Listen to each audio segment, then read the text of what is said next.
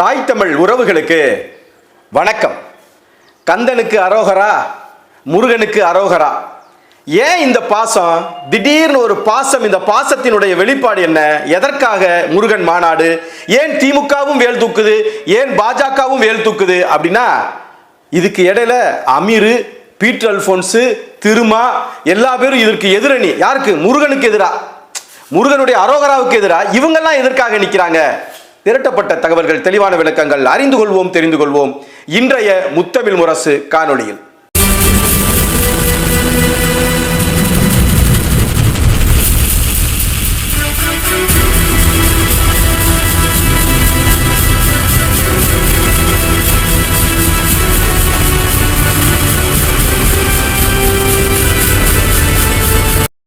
பாஜக ஆட்சிக்கு வந்து கிட்டத்தட்ட 10 ஆண்டுகளை நிறைவு செய்து 3வது கட்டத்துக்கு வந்துட்டாங்க. என்றைக்குமே இல்லாத பாஜகவுக்கு இப்ப என்ன புதுசா திடீர்னு முருகன் மேல காதல்னு தெரியல. திடுதுப்புன்னு முருகனை கையில தூக்குறாங்க. பொதுவாகவே பாரதிய ஜனதா அப்படின்னா ராமரை கையில பிடிப்பாங்க, ஜெய் ஸ்ரீராம் சொல்லுவாங்க, ராம் ஜென்ம பூமி மீட்டாங்க, அதை கட்டினாங்க, அப்புறம் பூரி ஜெகநாதர் அப்படின்னாங்க, அப்புறம் சரஸ்வதி நதி உள்ள பூமிக்கு அடியில் ஓடிக்கிட்டு இருக்கு அப்படின்வாங்க. இதையெல்லாம் தாண்டி மதத்தை வைத்து அரசியல் செய்யக்கூடிய பாரதிய ஜனதாவுக்கு திடீர்னு என்ன முருகன் மேல அக்கறை அப்படிங்கிறது தான் இங்க விஷயமே. ஜெய் ஸ்ரீராம் அப்படிங்கிற கோஷம் கந்தனுக்கு அரோகரா, முருகனுக்கு அரோகரா அப்படின்னு மாறினதுடைய நிலைப்பாடு என்ன? இன்னைக்கு பாருங்க, எல்லாரும் சொல்றான் முப்பாட்டன் முருகன், தமிழ்கடவுள் முருகன். யாரு? பாரதிய ஜனதாவும் சொல்லுது, திமுகவும் சொல்லுது. கந்தனுக்கு அரோகரா போட்டதுல பாரதிய ஜனதா மட்டும் கிடையாது, திமுகவும் தான். இன்னைக்கு அதையெல்லாம் மறந்துட்டு இன்னைக்கு அள்ளி தெளிக்கிற ஆளுகளை விட்டு அள்ளி தெளிக்க விடுறாங்க. இந்த வாடகை வாய்கள் இருக்குல்ல, அதுகளுக்கெல்லாம் வந்து எலும்புகளை போட்டு கத்த விடுறது. இந்த வேலை உங்களை தூக்க வச்சதுடைய பெருமை யாரை சேரும் உங்களுக்கு தெரியும்? அண்ணன் செந்தமிழன் சீமானை தான் சேரும். ஏன் இவ்வளவு நாளா இல்லாத ஸ்டாலினும் உதயநிதி ஸ்டாலினும் எதற்காக வேலை தூக்கணும்? ஏன் பழனியில முருகன் மாநாடை நீங்க நடத்தணும்? இதுக்கு பின்னால விஷயம் இருக்கு. யாருனால தைப்பூசத்திற்கு விடுமுறை அளிக்கப்பட்டது? ஐயா எடப்பாடியோடைய ஆட்சி காலத்துல, அதிமுக ஆட்சி காலத்துல அண்ணன் சீமானினுடைய வேண்டுகோள் இது. ஐயாவே சொல்லியிருக்கிறாரு, தைப்பூசத்திற்கு விடுமுறை. இதெல்லாம் வந்து எந்தெந்த மாதிரியான விஷயங்களை எல்லாம் இணைக்குதுன்னு பாருங்க. இப்ப இதற்கு முன்னால முருகன் மீது இந்த அக்கறை இருந்துச்சா?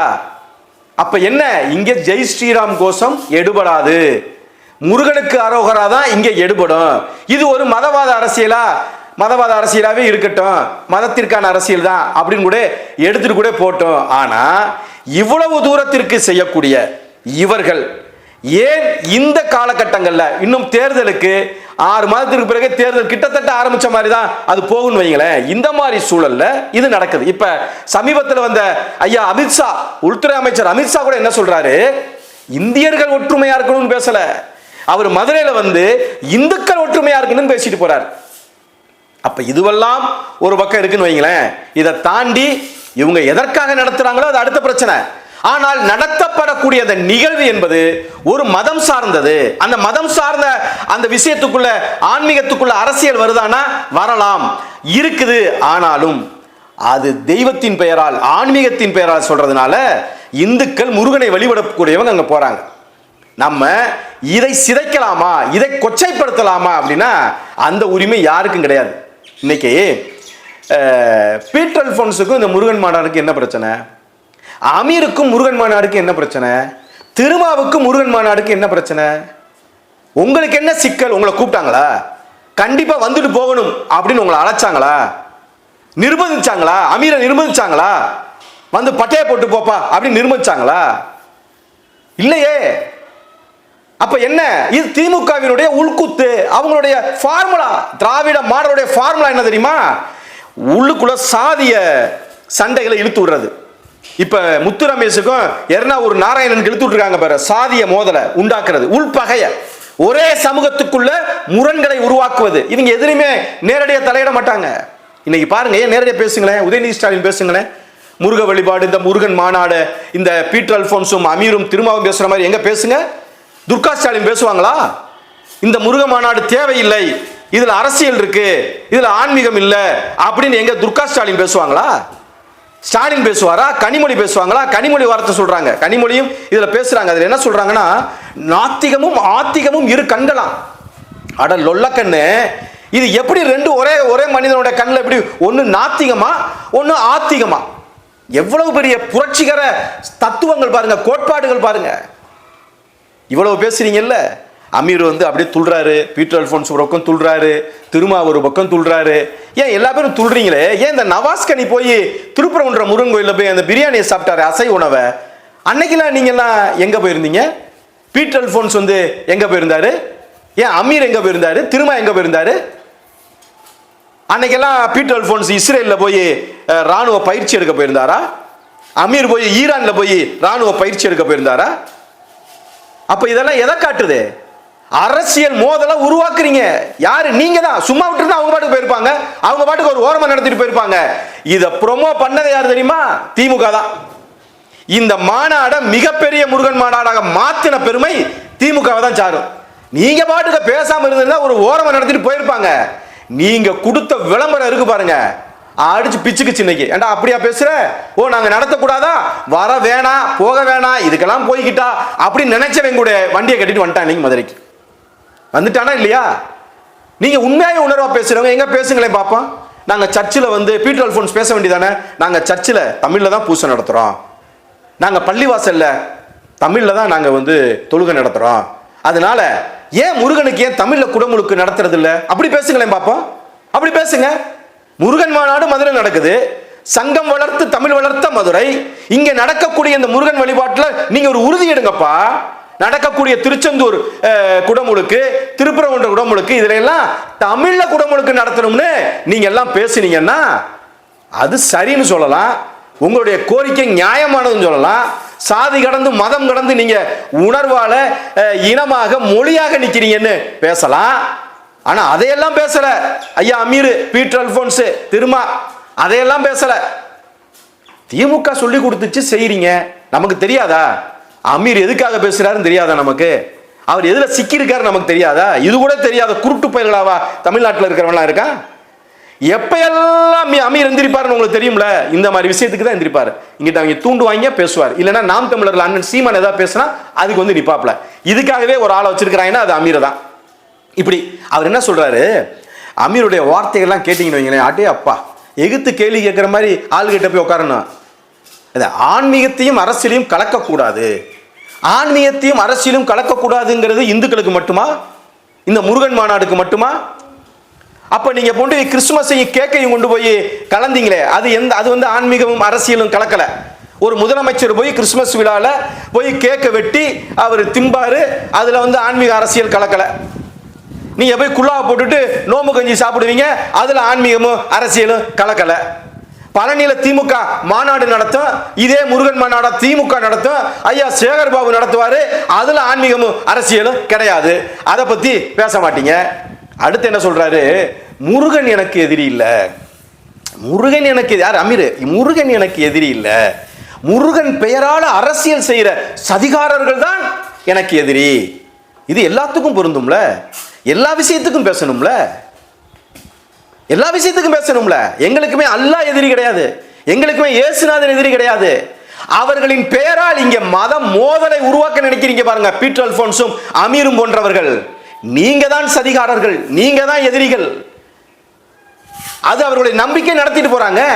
ஏன் நீங்க நடத்துறது இல்லையா? நான் கேட்கிறேன், நீங்க இந்த முருகன் வழிபாடு இவங்க நடத்துற மாதிரி கிறிஸ்துவர்கள் இயேசு அழைக்கிறார் பொதுக்கூட்டங்கள் நடத்துறது இல்லையா? நற்செய்தி கூட்டங்கள் நடத்துறது இல்லையா? இஸ்லாமியர்கள் சந்தனக்கூடு நடத்துறது இல்லையா? அவர்களுடைய மதம் சார்ந்த ஒரு மாநாடுகளை நடத்துறது இல்லையா?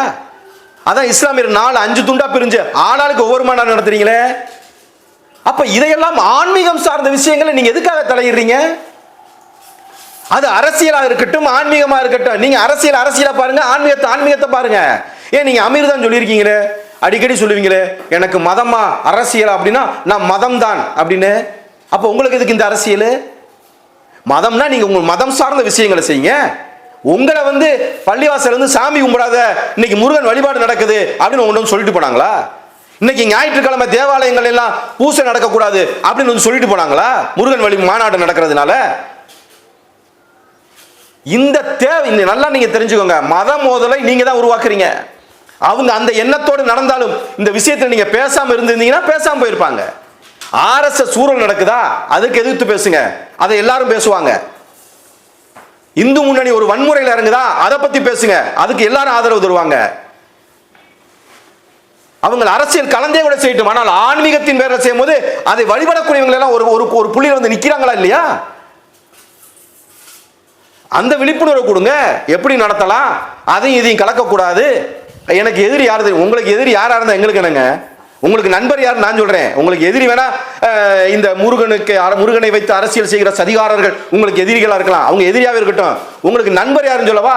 ஜாபர் சாதிக்கு தானே உங்களுக்கு நண்பர், அவர் தானே நண்பரு. யாராவது ஒத்துக்குவாங்களா? அமீர் உங்க முகத்திரையெல்லாம் கிழிஞ்சு தொங்கி ரொம்ப நாள் ஆச்சு. மக்கள் நீங்க யாருங்கிறத தெளிவா தெரிஞ்சுக்கிட்டான். இன்னும் இந்த ஓட்டுறது வைக்கிறது ரீல் அந்து போய் ரொம்ப நாள் ஆச்சு. ஜாபர் சாதிக்கோட உங்க ரீல் அந்து போச்சு, பச்சையா தெரிஞ்சு போச்சு எல்லாருக்கும். உடனே சொல்லுவாங்க மதச்சார்பற்ற கூட்டணி, மத கூட்டணி, அது வந்து மதவாத கூட்டணி, இது மதச்சார்பற்ற கூட்டணி. பேசுவோமா?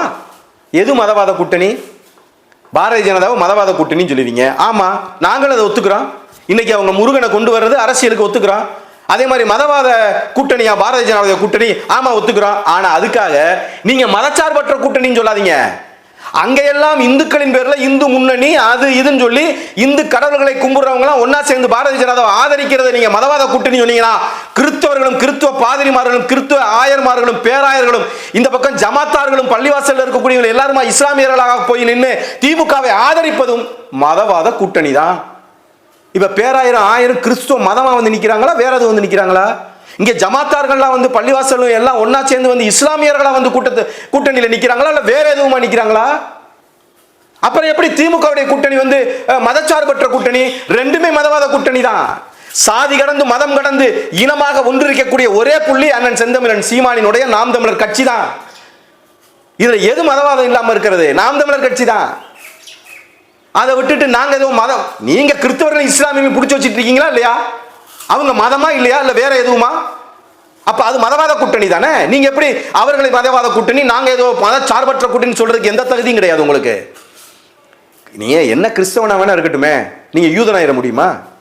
யூதன் ஆயிர முடியுமா? நீங்க என்ன இஸ்லாமியன் வேணா இருந்துட்டு போங்க, நீங்க அரேபியன் ஆயிர முடியுமா? அப்படிதான் என்ன, நீ என்ன இந்துவா வேணா இருந்துட்டு போ, நீ பிராமணன் ஆயிர முடியுமா? முடியாதுல. இங்க கடவுள் இல்லைன்னு சொன்னவன் கூட போய் மசூதி இடிக்கல, கோயிலை இடிக்கல. ஆனா கடவுள் இருக்குன்னு சொல்ற பீட்டர் அல்போன்ஸ் அமீர் தான் இந்த மத முதல்ல உருவாக்குறீங்க. முருகனை வழிபடக்கூடியவர்கள் தான் மசூதியை போய் இடிக்கிறீங்க. அப்ப இங்க என்ன, கடவுள் இல்லைன்னு சொல்றவங்க கூட கடவுளை போய் தொந்தரவு பண்றது இல்ல, அவங்களுடைய வழிபாட்டு தலங்களை இடிக்கிறது இல்ல. கடவுள் இருக்கான்னு சொல்றவங்க தான் மாறி மாறி அடிச்சுக்கிற. இன்னைக்கு ஈரானும் இஸ்ரேல் முட்டிக்கு நிக்கிறான் பாருங்க. எத்தனை பச்சிளம் குழந்தைகள், எத்தனை வீடுகள் பூரா தரைமட்டமாகி அல்லோலப்பட்டு கிடக்கிற ஒரு பூமியாக. கடவுள் இல்லைன்னு சொல்ற பூமி கூட நல்லா இருக்கும், கடவுள் இருக்குன்னு சொல்ற இந்த யுத்தங்கள் இருக்கு பாருங்க. இதற்கு பீட்டர் அல்போன்ஸ் அமீரும் பேச முடியுமா? நீங்க இங்க பேசுறீங்க ரெண்டு பேரும் சேர்ந்து நின்னுக்கிட்டு, ஆனால் அங்க பேசும்போது நீங்க எப்படி பேசுறீங்க? அமீருக்கு ஒரு நிலைப்பாடு, பீட்டர் அல்போன்ஸுக்கு ஒரு நிலைப்பாடு. அமீர் ஈரானை ஆதரிப்பார், பீட்டர் அல்போன்ஸ் இஸ்ரேலை ஆதரிப்பார். ரெண்டு பேரும் சேர்ந்து இங்க இந்துவை எதிர்ப்பது எதற்காக? திமுகவுடைய அஜெண்டா, அவ்வளவுதான். எப்படி வயிற்று பசிக்கு உணவு, நமக்கான உணவை நாம் தேர்ந்தெடுத்து சாப்பிட்டுக்கிறோமோ, இட்லினா இட்லி, பூரினா பூரி, பிரியாணினா பிரியாணி, சிக்கன்னா சிக்கன், மட்டன்னா மட்டன், தன்னுடைய வயிற்று பசிக்கு எப்படி தனக்கான உணவை தேடிக்கொள்கிறோமோ அப்படித்தான் ஆன்மீக பசிக்கு. எனக்கு சிவனை முருகனை பிடிக்கும், ஒருத்தருக்கு இயேசுவை பிடிக்கும், ஒருத்தருக்கு அல்லாஹ்வை பிடிக்கும், இன்னொருத்தருக்கு புத்தரை பிடிக்கும். இது வயிற்று பசிக்காகனா அது ஆன்மீக பசிக்காக, இது அவரவருக்கான உரிமை. இதில் யாரும் தலையிட முடியாது. அண்ணன் செந்தமிழன் சீமான் சொன்ன வார்த்தையை சொல்லி நான் இந்த காணொளியை இறுதி செய்கிறேன். உன் மதம் சிறந்தது வழிபடு, என் மதம் சிறந்தது வழிவிடு.